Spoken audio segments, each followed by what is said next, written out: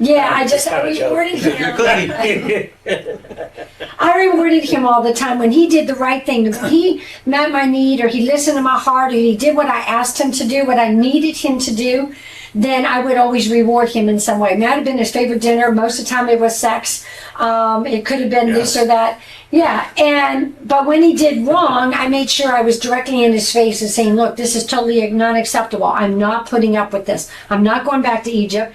Don't you remember what we were taught? I'm not letting you go on this thing. You will apologize. You were rude and unkind to me and put me down. I'm not doing this. I held his feet to the fire. That's the way I did it. But when he did good, I rewarded him. When he did bad, I let him know. Because what happens is that is we get guys who sit back and say, my wife doesn't respond sometimes because she's so hurt, to the good that he's doing. He's going, where's my little cracker, or whatever. It's like, yeah, they get all bothered. So I tell ladies, good behavior, good response. Bad behavior, bad response. No, you give him back what he's giving you. You go toe to toe. So if he mistreats you, you let him know it right up. If he treats you good, you treat him good back, or you reward him back. So he can see the difference, because, these guys sometimes don't see the difference. They think that what they're doing is actually good, but in fact, it's making your wife feel devalued or put down or whatever the case may be. So it's hard. Is that making sense to everybody? Okay.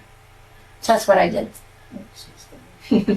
But now I compliment him all the time, and he doesn't have a big head. It's all good. Okay, so I still get my cheese. Yes, he does. What we like to say is we want to get y'all on the unlimited plan. First of all, you need to get the cell phone, which is the tools. The unlimited plan is with your cell phone, all right? There's different plans. You can have an unlimited plan. You can have a limited plan. It's up to you how many minutes or how much you're going to have.